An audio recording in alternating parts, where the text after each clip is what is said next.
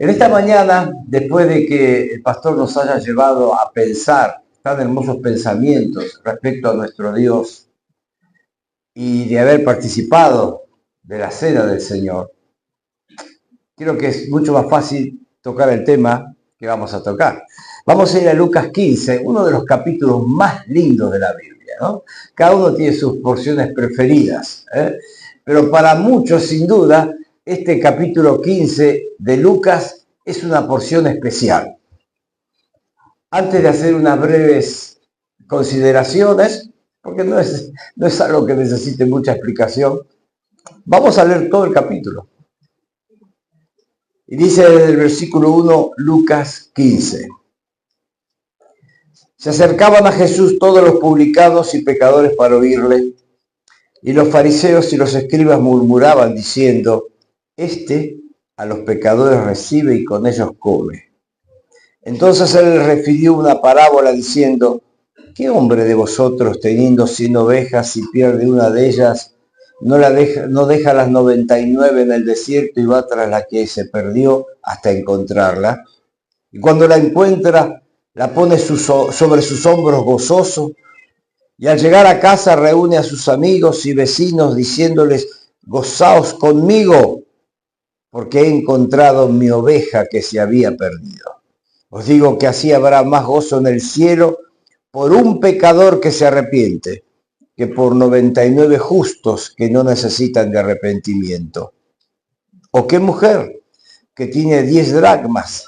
Si pierde una dracma, no enciende la lámpara y barre la casa y busca con diligencia hasta encontrarla.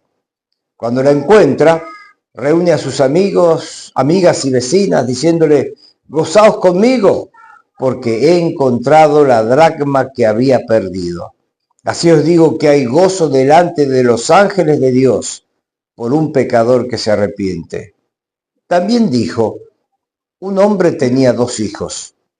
Y el menor de ellos dijo a su padre, Padre, dame la parte de los bienes que me corresponde, y les repartió los bienes. No muchos días después, juntándolo todo, el hijo menor se fue lejos, a una provincia apartada, y allí desperdició sus bienes viviendo perdidamente. Y cuando todo lo hubo malgastado, hubo una gran hambre en aquella provincia, y comenzó a faltarle. Y fue y se arrimó a uno de los ciudadanos de aquella tierra, el cual le envió a su hacienda para que apacentase cerdos. Y deseaba llenar su vientre de las algarrobas que comían los cerdos, pero nadie le daba. Y volviendo en sí, dijo, ¿cuántos jornaleros en casa de mi padre tienen abundancia de pan? Y yo aquí perezco de hambre. Me levantaré, iré a mi padre y le diré, Padre, he pecado contra el cielo y contra ti. Ya no soy digno de ser llamado tu hijo. Hazme como a uno de tus jornaleros. Perdón. Y levantándose vino a su padre, y cuando aún estaba lejos, lo vio su padre. Y fue movido a misericordia, y corrió y se echó sobre su cuello y le besó. Y el hijo le dijo, Padre, he pecado contra el cielo y contra ti, ya no soy digno de ser llamado tu hijo. Pero el padre dijo a sus siervos, sacad el mejor vestido y vestidle, y poned un anillo en su mano y calzado en sus pies, y traed el becerro gordo y matadlo y comamos y hagamos fiesta, porque este mi hijo muerto era y ha revivido, se había perdido y es hallado. Y comenzaron a regocijarse. Y su hijo mayor estaba en el campo, y cuando vino y llegó cerca de la casa, oyó la música y las danzas, y llamando a uno de los criados le preguntó, ¿qué era aquello? Él le dijo, tu hermano ha venido, y tu padre ha hecho matar el becerro gordo, por haberle recibido bueno y sano. Entonces se enojó y no quería entrar. Salió por tanto su padre y le rogaba que entrase. Mas él respondiendo dijo al padre, he aquí tantos años te sirvo, no habiéndote desobedecido jamás, y nunca me has dado ni un cabrito para gozarme con mis amigos. Pero cuando vino este tu hijo, que ha consumido tus bienes con rameras, has hecho matar para él becerro gordo. Él entonces le dijo, hijo, tú siempre estás conmigo y todas mis cosas son tuyas. Mas era necesario hacer fiesta y regocijarnos, porque tu hermano, era muerto y ha revivido. Se había perdido y es hallado. Oremos al Señor. Padre, gracias por tu bendita palabra. Ahora, Señor, te rogamos que tu Espíritu Santo, que habita en cada uno de tus hijos, sea el que hable a nuestros corazones, el que arroje luz sobre ella, para que la entendamos de una forma tal que podamos sentirnos bendecidos en este tiempo de meditación en tu palabra. Por Cristo Jesús lo rogamos. Amén. El pastor hablaba que el hombre busca a Dios o Dios busca al hombre. Y quizás cualquiera de nosotros podría pararse y decir, bueno, yo busqué a Dios. Estaba en ciertas circunstancias y busqué a Dios, busqué a Dios, busqué a Dios. Pero ¿realmente el primer paso lo da el hombre o lo da Dios? Y aquí tenemos un incidente que nos va a ayudar a todos a tener una mayor claridad y fundamentalmente a salir de este lugar agradecidos por nuestro Dios. Tenemos un Dios grande, maravilloso, y a través de las canciones, a través de los pensamientos, fuimos llevados a eso. Pero si pensamos en cosas grandes, quizá una de las cosas más impresionantes es pensar en la salvación que tenemos en Cristo. Y el pastor muy bien nos fue llevando a pensar en cómo Dios se humilló hasta estar entre nosotros. Eso no era comprendido por mucha gente. Cuando comienza el pasaje, fíjense, se habla acá de 4 grupos. Versículo 1, publicanos, pecadores. Versículo 2, fariseos y escribas. Cuando hablamos de fariseos y escribas, estamos hablando de lo más elevado de la sociedad de aquel entonces. Los escribas eran ni más ni menos los que estaban dedicados a la santa y loable tarea de copiar la escritura. Y de hecho, gracias a su celo en hacer su tarea, es que de pronto hoy podemos tener escritos tan antiguos del Antiguo Testamento, tan viejos. Cuando, por ejemplo, en el año 1948 se descubrieron los rollos en las cuevas de Qumran, o conocidos también como los rollos del Mar Muerto, las cuevas están muy cerquita del Mar Muerto, ahí se comprobó que la tarea de copiado que estos hombres a través de las generaciones habían hecho, había sido tremendamente efectiva, especialmente cuando se encontró el rollo del Mar Muerto, el rollo del libro de Isaías. Hace muchos años tuve el privilegio de viajar a Jerusalén y hay allí un lugar que se llama el Museo del Libro. Y allí está expuesto, en aquel tiempo estaba el verdadero, ahora no, hay una réplica, pero en aquel tiempo estaba el verdadero rollo de Isaías, un rollo de este ancho y unos casi 8 metros de largo. Y entonces estaba expandido todo en el centro del lugar. Y uno iba caminando, y claro, un rollo que tenía una antigüedad de 100 años antes de Cristo, o sea, un rollo de 2000 años. Entonces, cualquier cosa se lo puede dañar, y uno podía apretar un botón y una luz muy tenue iluminaba el rollo por unos segundos y se apagaba. Después había otros manuscritos en los costados, pero no de la antigüedad. ¿Pero por qué fue tan importante ese rollo? Porque antes de ese rollo, el libro, digamos, los rollos de Isaías eran de determinada fecha, del 900 de nuestra era. Es decir, que cuando se encuentra este rollo, que es de 100 años antes de Cristo, se retrocede 1000 años. ¿Entienden lo que yo le digo? Entonces, lógicamente, si Isaías escribió aquí, cuanto más cerca es mi manuscrito a la fecha de escritura, más tranquilo puede pensar de que es exactamente lo que Isaías escribió. Cuanto más pasa el tiempo, humanamente hablando, pensamos que hay más posibilidades de errores. Pero Dios, el Dios de la inspiración de la Escritura, es el Dios de la preservación de la Escritura. Y entonces ahí cuando se encontró ese rollo, se observó que el Isaías que se leía, que provenía de manuscritos del año 900, era exactamente igual al Isaías que se encontró en el rollo que era 100 años después de Cristo. Habían pasado 1000 años, la Escritura seguía siendo la misma. Y Dios usó el celo de los escribas, diferentes grupos a lo largo de generaciones que estuvieron a cargo de esta tarea. Ellos conocían la Escritura como ningún otro. Ustedes pueden recordar cuando Herodes preguntó tras la llegada de los magos, ¿dónde está el rey de los judíos que ha nacido? ¿Qué hizo Herodes? Llamó a los escribas. ¿Dónde dicen las Escrituras que van a ser el Mesías? En Belén. Se citaron de memoria a Miqueas, el profeta Miqueas. Sin embargo, su conocimiento era solamente intelectual.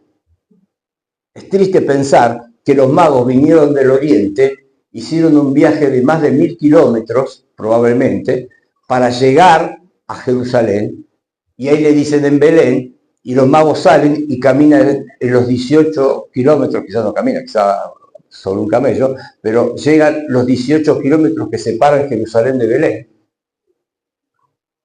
Y los escribas que dijeron que iban a ser en Belén, ni se molestaron en caminar esos 18 kilómetros cuando los magos hicieron más de 1000 kilómetros. Conocimiento intelectual, pero no conocían a Dios, el carácter de Dios. Estaban los fariseos.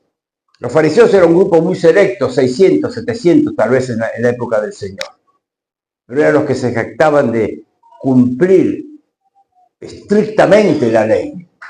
Entonces ellos miraban a todos los demás de una forma despectiva, especialmente a los que menciona acá, publicanos y pecadores.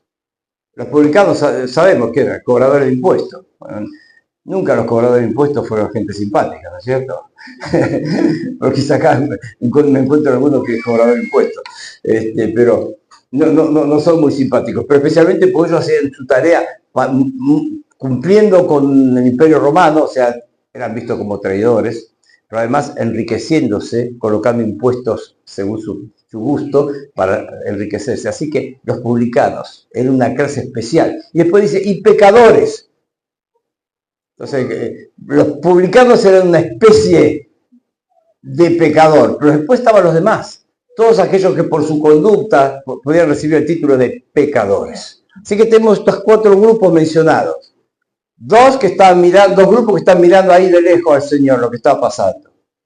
Y los otros 2 que están participando. ¿Qué es lo que estaba sucediendo? El Señor estaba sentado con publicanos y pecadores, hablando con ellos. Y era algo que los fariseos y escribas no podían entender. Que esté con publicanos y pecadores. Es interesante cuando el Señor llama a Mateo, aquel cobrador que era justamente un publicano, un cobrador de impuestos, cuando el Señor lo llama a Mateo y le dice, sígueme, y al instante Mateo deja todo para seguir al Señor. Pero antes de seguir al Señor, hace algo Mateo. Junta a todos sus amigos. ¿Y quién eran sus amigos? Otros publicanos. Así que esa reunión habrá sido de gente de lo peor según los ojos de la gente. Y cuando criticaron que Jesús estuviera en esa reunión con Mateo, con los amigos de Mateo, ¿qué dijo el Señor? Los sanos no tienen necesidad de médico. Son los enfermos los que necesitan un médico. Y es como que el Señor le está diciendo, ustedes piensan que está todo bien con ustedes. Ustedes piensan que son los mejores. Ustedes piensan que no precisan de nadie. Bueno, perfecto, yo no estoy para ustedes. Yo estoy para gente como estos que se reconocen pecadores, que saben de sus faltas, de sus necesidades, que reconocen sus fracasos, reconocen que tienen heridas, que tienen caídas, que se sienten frustrados. Para eso yo estoy. Entonces, los escribas fariseos observan la escena, publicanos y pecadores hablando con el Señor. Y quizá alguno sacaba de sus bolsitos algo de comida y compartía, y el Señor comía. Y esto de acá, miran eso. Algunos dicen que es el Mesías. Ni siquiera lo menciona. A los pecadores recibe y con ellos come. ¿A vos te parece? Porque ninguno de ellos haría algo así. Ninguno de ellos lo hubiese hecho. Y lo que era una burla en labios de los escribas y fariseos, era una declaración maravillosa de por qué Cristo vino a este mundo. Él vino para recibir a pecadores, no a personas que tuvieran una justicia propia que dijeran, no necesito nada. No personas que digan, tengo mi religión, yo cumplo mi religión y que espero que cuando me deje este mundo voy a ir al cielo. No, no, personas que reconocían su necesidad. Y frente a este cuadro, frente a la tremenda verdad que ellos en una forma burlona dijeron respecto a Jesús, que Jesús recibe pecadores, les narra esta parábola. Fíjense que le dice el versículo 3, entonces él les refirió esta parábola. Lucas lo expresa de una forma singular, porque nosotros cuando hablamos de Lucas 15, que decimos, están las tres parábolas, la oveja perdida, la moneda perdida y el hijo pródigo o el hijo perdido. Pero sin embargo el texto bíblico dice que les refirió esta parábola. Otras versiones dicen, les refirió una parábola. Así que realmente tenemos que entenderlo no como tres parábolas, sino que podríamos decir una parábola en tres actos, si fuera una obra teatral. Y el Señor le va a hablar de tres situaciones, como cada una de las parábolas del Señor, que estaba muy relacionada con lo que ellos conocían, con su forma de vida. La primera tiene que ver con la oveja perdida. Este hombre tenía 100 ovejas.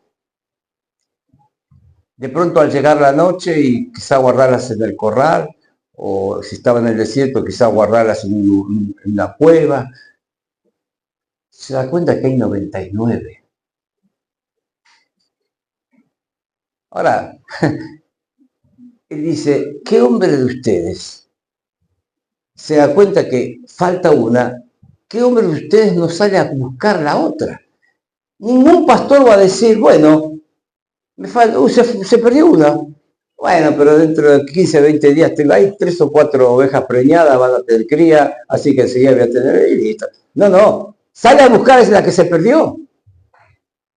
Sale a buscar a la que se perdió, la oveja perdida. Ese es el cuadro, ese es el cuadro. Y la busca hasta que la haya.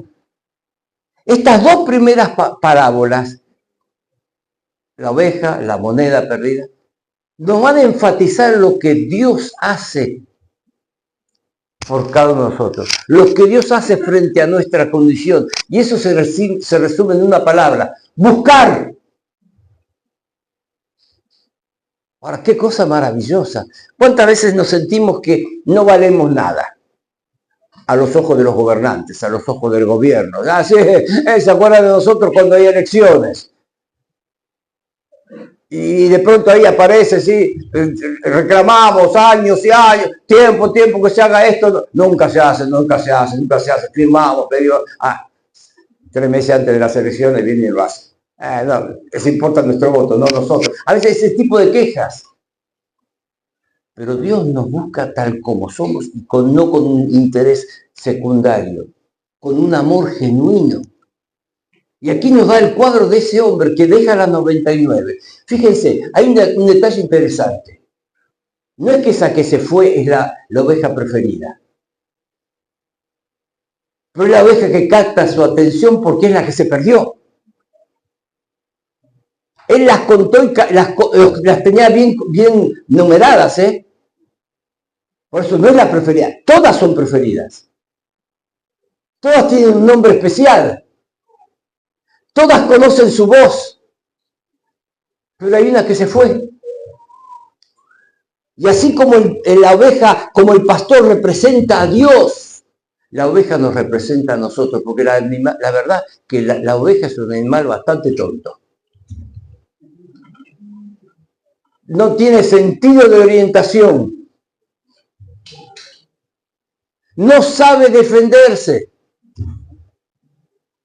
Yo me acuerdo en los primeros años en el ministerio allí en San Miguel del Monte, en Palabra de Vida, uno de los misioneros tenía un perro de policía. Respetable, pero buen perro, pero era bueno. Normalmente así son los perros de policía, que son muy inteligentes. Después alguien le regaló otro perro, un Pitbull Terrier. Esos perros que son se utiliza muchas veces para las peleas entre perros. Ese era malo, malo. Una noche se escaparon. Y al otro día vino el vecino. Sus perros me mataron 7 ovejas. Hubo que comprar las ovejas y comimos ovejas como 15 días. Porque no se sabe defender. Se desorientan. Así somos nosotros. Así somos nosotros. Pero el pastor ama a todas, cuida a todas. Pero justamente hay una que la va. Fíjense que antes de ir a buscar a esta, lo que hace, guardó las 99, no las dejó desprotegidas. Hermanos, hace algunos años nosotros cantábamos con el conjunto una canción que se titulaba Somos su corazón. Y la canción decía, si no me recuerdo mal la letra, decía algo así en el estribillo: su corazón somos nosotros. Y ha de latir mostrando amor a otros. Dice, debemos tú y yo hacer nuestra labor porque somos hoy su corazón. Jesús, el pastor de las ovejas, ya no está físicamente con nosotros. Pero hoy está físicamente el cuerpo del pastor, el cuerpo de Cristo, la iglesia. Y la iglesia tiene que cumplir esa tarea del pastorado, de buscar las ovejas perdidas. Porque hoy, hermano, hermana, hoy somos su corazón. Y a veces nos equivocamos cuando pensamos en pastorado. Bueno, el hermano o los hermanos que en la iglesia, en la congregación llevan el título, la responsabilidad de pastores, ellos son los pastores. Yo estoy convencido que una iglesia una iglesia sana, una iglesia que funciona bien, que crece bien, tiene muchos hermanos o varios hermanos que no tienen el título de pastores, pero son pastores en la congregación. A ver si puedo explicar lo que quiero decirles. Por ejemplo, en la iglesia donde me congrego, hay un matrimonio que son los encargados de los matrimonios. Pero todos en la iglesia sabemos, justamente estaba hablando hace pocos días con uno de los ancianos de la iglesia. Estaba hablando sobre ellos y el anciano me dijo, ellos son los pastores de los matrimonios. Son los pastores de los matrimonios. Tomaron esa responsabilidad no simplemente para organizar la reunión mensual de los matrimonios, no para organizar un paseo, una salida, una comida. Todo eso lo hacen. Pero además son los pastores. Todos los días, de lunes a jueves, cada día de la semana, una visitación. Visitan a todos los matrimonios de la iglesia. Son los pastores. Yo cuando, por ejemplo, un maestro de escuela dominical puede limitar su actividad en preparar una lección, una clase. O puede pensar en que es pastor de esos niños o esas niñas que tiene a su cargo. Yo recuerdo cuando yo era un adolescente, yo doy gracias siempre al maestro que tuve, que primero fue mi maestro siendo adolescente, después fue mi maestro siendo un jovencito, y después fue por muchos años un gran amigo, hasta que el Señor lo llevó. Pero él fue nuestro pastor. Era una iglesia chica y éramos solamente 4. 4 muchachos que estábamos con él. Y él estaba a cargo, o la iglesia le pidió a este maestro que hiciera cargo de un anexo, que había comenzado primero como reunión de señoras cuando mis padres vivían en esa zona, después fueron actividades con niños, y después ya la iglesia se decidió a levantar allí un testimonio que hoy funciona como una iglesia muy linda. Bueno, la cuestión es que él nos llevó a nosotros, y nosotros con él nos embarramos, aprendimos a testificar, a invitar, aprendimos a ser maestros de los otros chicos, y cuando llegamos a la juventud, él fue el que un día con un joven mayor de la iglesia nos encerró en una pieza y nos explicó todas las cosas que un adolescente no sabe a quién preguntar. Y él dice, mire, yo quiero explicarles cosas que ustedes, si no se las explica yo, la van a aprender mal. Y un día me dijo, tengo que predicar en la iglesia, pero prepara un mensaje. Vos prepará el mensaje, 10 minutos, 15 minutos, lo que sea. Vos te parás, predicás, cuando se te acaba el mensaje, pedí que la congregación cante una canción, te bajás y yo sigo. Y a los 15 años yo di mi primer mensaje en la iglesia. Porque él estaba no simplemente pensando en una clasecita, en dar una lección el domingo. Él veía en esos 4 muchachos las ovejas que Dios había colocado en su mano. Me acuerdo que en una época uno de ellos, uno de los 4, que tenía un par de años más que yo, comenzó a andar mal. Pero cuando digo mal, mal. Empezó a salir de noche. Y yo sabía las cosas porque él, los domingos a veces venía medio dormido y contaba las cosas que hacía como aventura para nosotros. Nosotros lo miramos incrédulo, ¿es cierto? Pero empezó a fumar, a tomar bebidas alcohólicas, se involucró sentimentalmente con una prostituta, se involucró sentimentalmente, no simplemente que pagó, había una relación. Y en un momento el marido de esta mujer lo andaba buscando con un revólver para matarlo. Se subió una vez a un taxi y otro tipo lo corría con una cosa esa de película. Un muchacho de 18 años. En aquel tiempo ya éramos jóvenes. Y cuando este muchacho vio que la cosa se le escapaba, ya no tenía forma porque sabía que había un tipo que lo estaba buscando para matarlo, ¿a quién fue? Fue al pastor, su pastor, el maestro. Y el otro muchacho de 30 y tantos años. Entonces fue al pastor de la iglesia. Era uno de los fundadores de la iglesia, era mi abuelo, que ya era un hombre cerca de 70 años. Pero yo no sé cómo se terminó la cosa, pero yo sé que estaban los dos. Viernes a la noche, sábado de la noche, en la madrugada, por los boliches de Buenos Aires, buscando a este pibe, a esta oveja perdida. Y lo rescataron. Pudieron sacarlo años después. Él empezó a andar después bien, se casó con una chica creyente. Bueno, esa es otra historia. Pero el Señor es nuestro pastor. Hemos sido bendecidos por el pastor. Uy, ya se me pasó la hora. Eso es lo que pasa. Cuando uno es viejo, tiene muchas cosas en la cabeza, entonces... Lo mismo la oveja perdida. La oveja perdida nos muestra qué eran esa moneda que ella perdió. Pero la moneda perdida. Algunos piensan que puede ser un regalo de bodas. Otros piensan que puede haber sido ahorros que ella tenía. Pero la cuestión que era en aquellos lugares, esas casas de entonces, era fácil perderlas. Perder una moneda si se caía. Las ventanitas eran así chiquitas. El concepto que tenemos hoy de grandes ventanales. Mayormente la luz entraba por la puerta, y si no, unas pequeñitas aberturas, así que si se caía algo, piso de tierra, muy fácil perderla. Pero ahí vemos una mujer que tenía que hacer un montón de cosas, pero deja todo en espera porque perdió una moneda, su moneda. Y es interesante pensar, la oveja perdida no tenía utilidad. Así vamos nosotros, sin utilidad. La moneda perdida, algunos dicen, bueno, dice dracma, si una dracma de plata equivaldría, bueno, lo que podría equivaler mientras estaba perdida, equivalía a nada.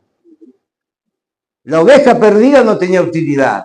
La moneda perdida no tenía valor, porque estaba perdida.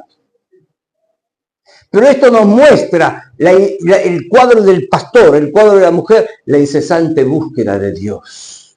En la salvación, Dios está actuando, buscando al pecador, como un día nosotros pudimos experimentar.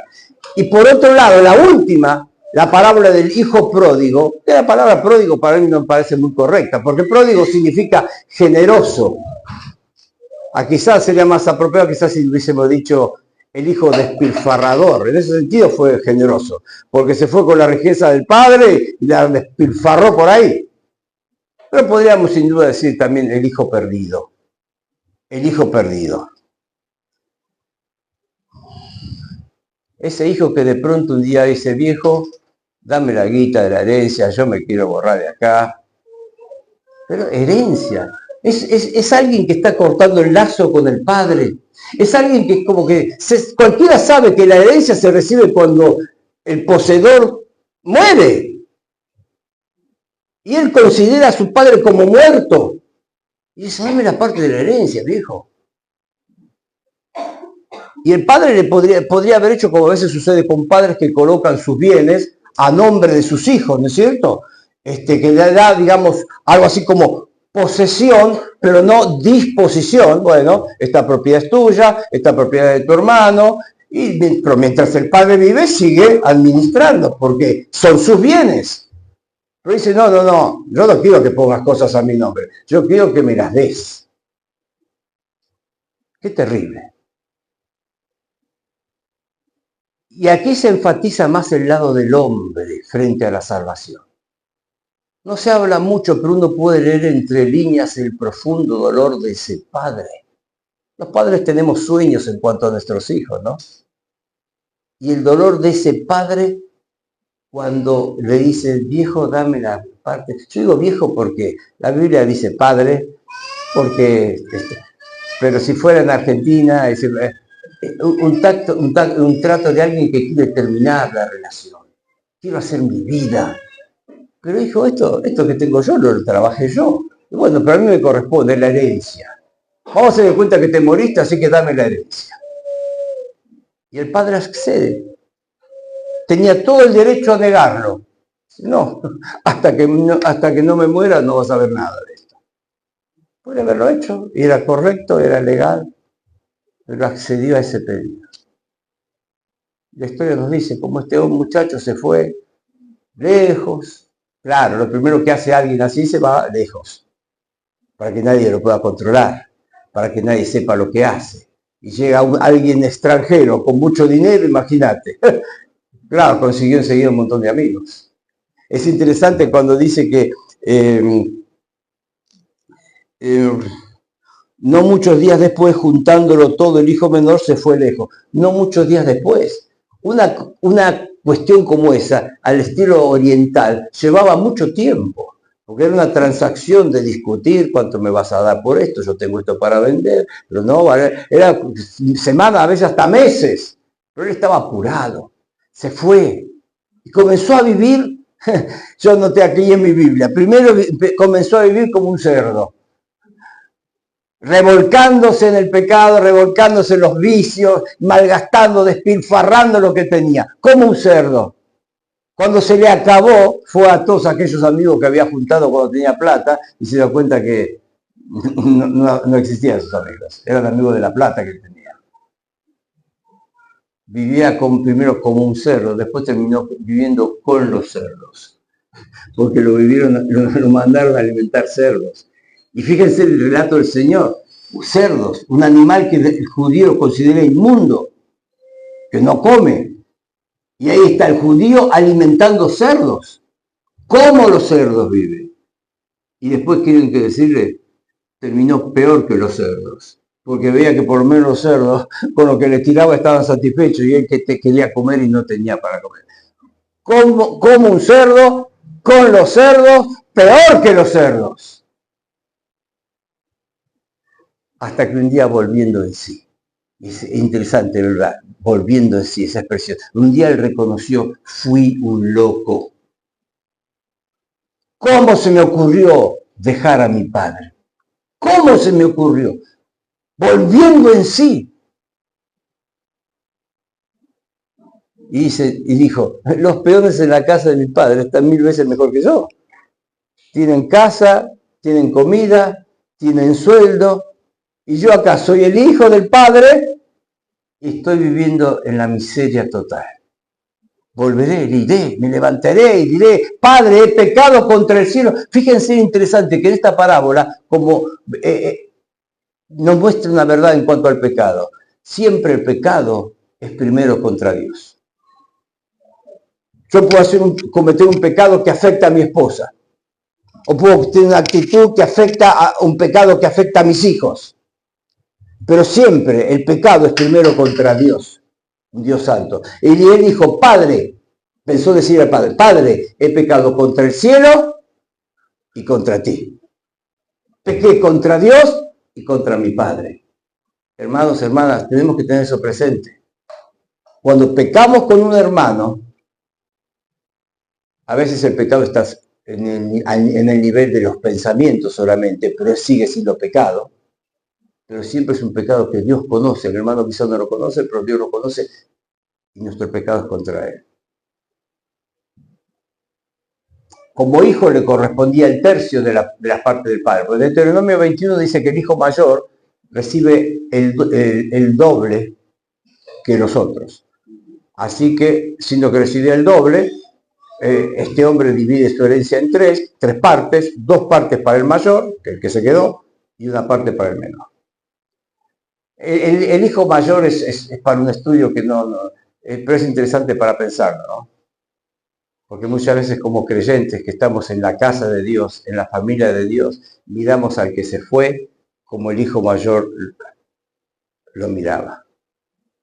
Cuando vuelve lo miramos, estamos molestos en lugar de estar felices. Pero vamos a terminar con el hijo menor. Él se levanta para ir. Pero varias cosas. Aunque aquí vemos la acción del lado humano, vamos a decir, la salvación es exclusivamente obra de Dios. Pero, ¿qué es lo que pasa en el hombre? Vuelve en sí, dice, ¿cómo voy a vivir a espaldas de Dios? Vuelve a su padre y dice, ¿qué es lo que dice? Me iré y le diré, hazme como a uno de tus jornaleros. Y ustedes fíjense que no lo puede llegar a decir. Dice que, versículo 20, levantándose vino a su padre y cuando aún estaba lejos, lo vio su padre. Quizás este muchacho pensó, sí, ya estoy cerca de casa, y mi papá quizás sabe lo que está haciendo, debe estar en el campo, debe estar trabajando. ¿Por qué cuando él estaba lejos, el padre lo vio? Porque el padre gastaba horas y horas mirando hacia aquel camino y sabiendo, ya plata no le debe quedar. Va a volver. Lo está esperando, va a volver. Lo vio cuando estaba lejos porque estaba ahí mirando y esperándolo. El Dios que busca es el Dios que espera. Y a veces nosotros sentimos, sí, en un momento de mi vida yo comencé a buscar a Dios y no nos damos cuenta que ese momento de nuestra vida fue algo que Dios preparó para traernos a Él. Y entonces dice el versículo, dice, estando lejos lo vio su padre y fue corrido, y fue movido a misericordia y corrió y se echó sobre su cuello y le besó. Y la expresión aquí le besó es como que le besó una y otra vez. No le dijo, hola, bienvenido. No, se echó sobre su cuello. Pero hay algo muy llamativo que me voy a detener un rato. Dice, fue movido a misericordia y corrió. Este era un hombre importante, un hombre adinerado.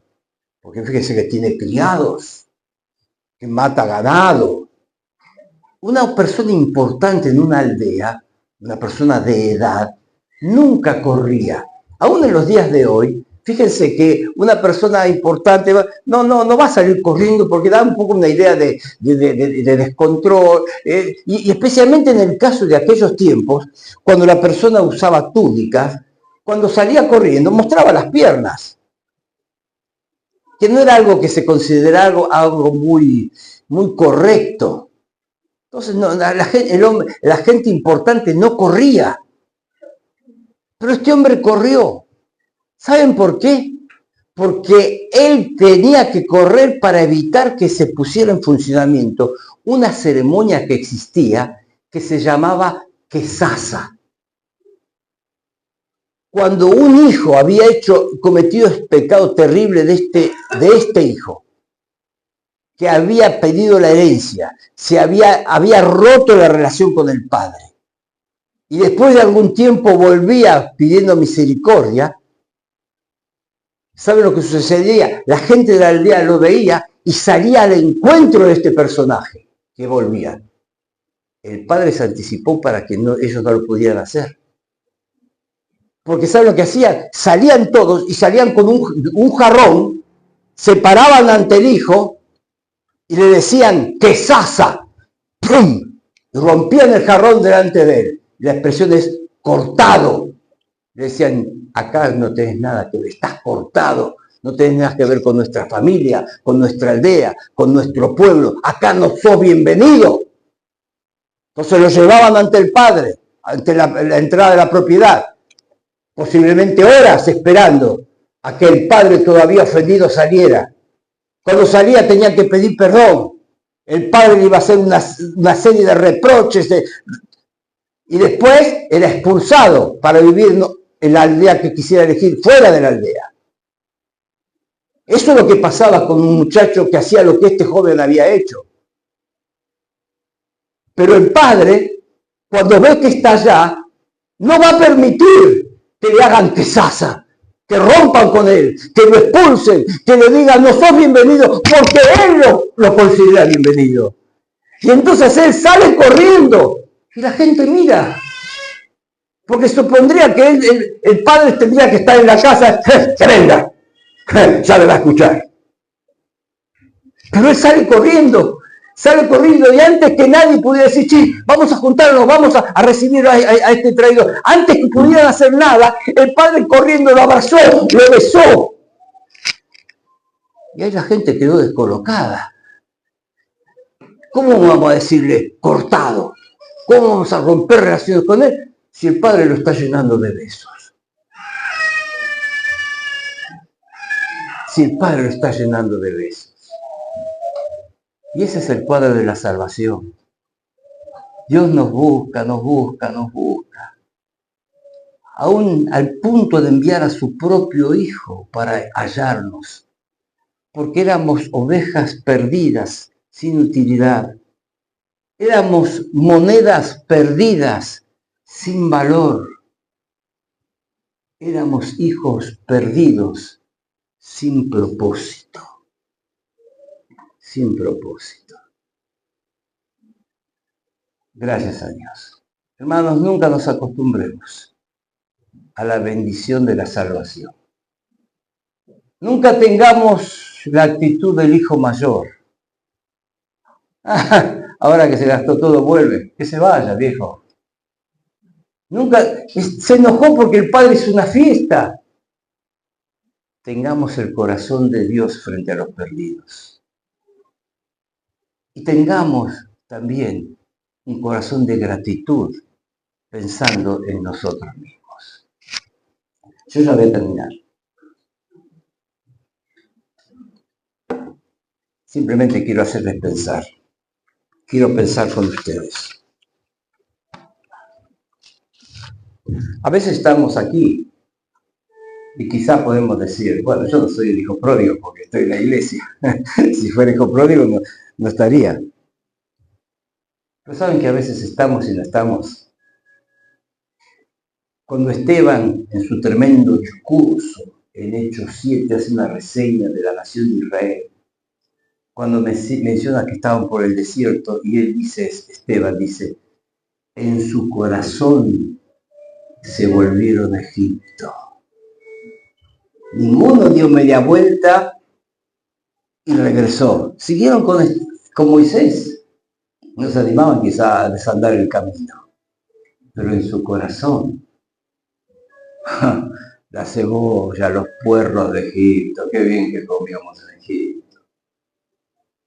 Y a veces estamos en la iglesia, pero nuestro corazón está afuera. Amamos las cosas del mundo más que las cosas de Dios.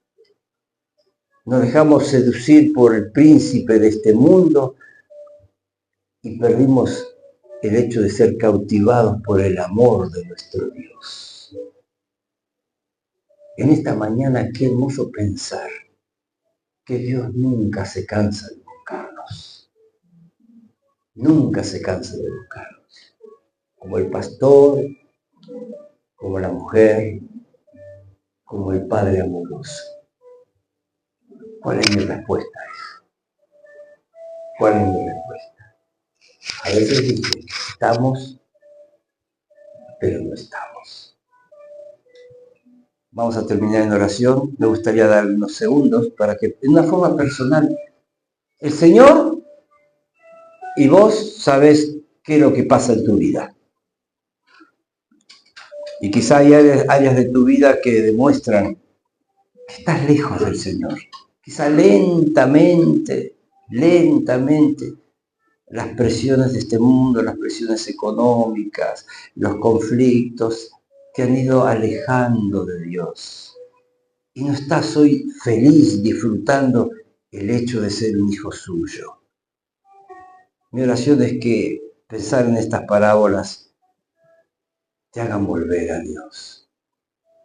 Siempre que alguien vuelve a Dios, pasa lo que sucedió en esta parábola del hijo pródigo. El Padre está desde lejos, está esperándote, está esperándonos. Y cuando ven cuál es nuestra intención, cuál es nuestro corazón, corre hacia nosotros.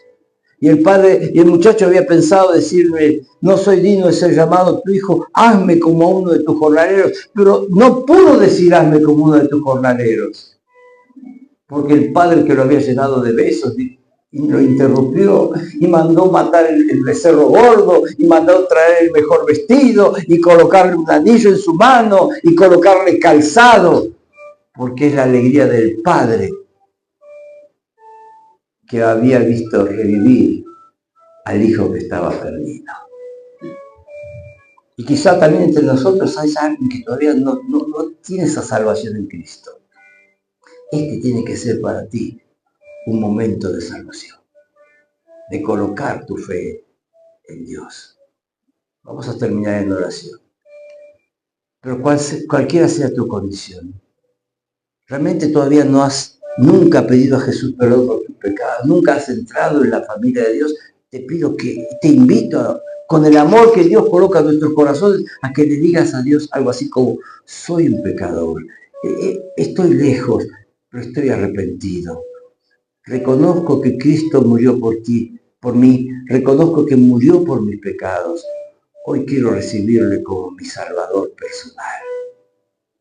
Decide ahí en tu corazón.